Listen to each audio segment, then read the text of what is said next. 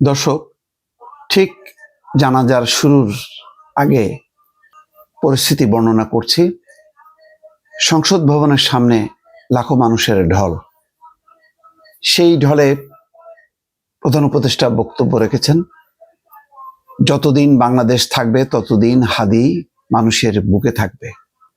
এই বক্তব্যের পাশাপাশি ইনকলাব মঞ্চের একজন প্রতিনিধি ডক্টর মোহাম্মদ ইউনূসের আগে বক্তব্য দিয়েছেন। তিনি 24 ঘন্টার আলটিমেটাম দিয়েছেন হাদির খুনিদেরকে গ্রেপ্তারের, এবং বলেছেন যে এই জানাজার পর দাফন হবে ঢাকা বিশ্ববিদ্যালয়ের কবি নজরুলের যেখানে সমাধি তার পাশে। তারপর সবাইকে আহ্বান জানিয়েছে শাহবাগে অবস্থান করার জন্য।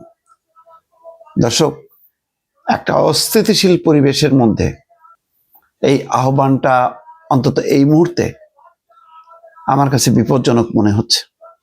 এবং ডক্টর মোহাম্মদ ইউনূসের পরেও আবার একজন বক্তব্য রাখছেন, হাদির বড় ভাই, এবং তারও যথেষ্ট আবেগপূর্ণ বক্তব্য, এবং বলেছে যে খুনি ভারতে পালিয়ে গেছে কিনা, অতিক্রম করে গেছে কিনা বক্তব্য তিনি রাখছেন।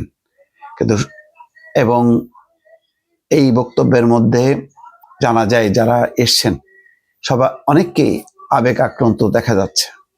কিন্তু একটা শঙ্কা জাগছে যে আজকে জানাজার বাইরে অন্য কোনো কর্মসূচি রাখাটা কতখানি সঠিক হবে, এটা একটা প্রশ্ন। ইনকলাব মঞ্চের বাইরে অন্য কেউ যাতে বিশৃঙ্খলা না করে, সেটাও ইনকলাব মঞ্চের মুখপাত্র তিনি আহ্বান জানিয়েছেন। কিন্তু দেখা গেছে যে সহিংসতার ঘটনা তো আগেও ঘটেছে।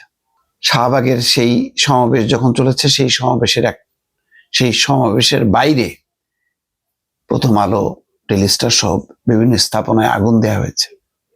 এখন আজকের যে মানুষের ঢল, সেই ঢল যদি তার একটা অংশ যদি শাহবাগে সমবেত হয়, কতখানি ইনকলাব মঞ্চ তার নিয়ন্ত্রণে রাখতে পারবে, আমার যথেষ্ট সন্দেহ আছে। ফলে আজকের এই কর্মসূচিটা না রাখাটাই ভালো ছিল। এবং এই মুহূর্তে হাদির বড় ভাই খুব আবেগপূর্ণভাবে বক্তব্য রাখছে। দর্শক, নিশ্চয়ই এর পরবর্তী বিশ্লেষণ নিয়ে আপনাদের সামনে হাজির হচ্ছি। দর্শক।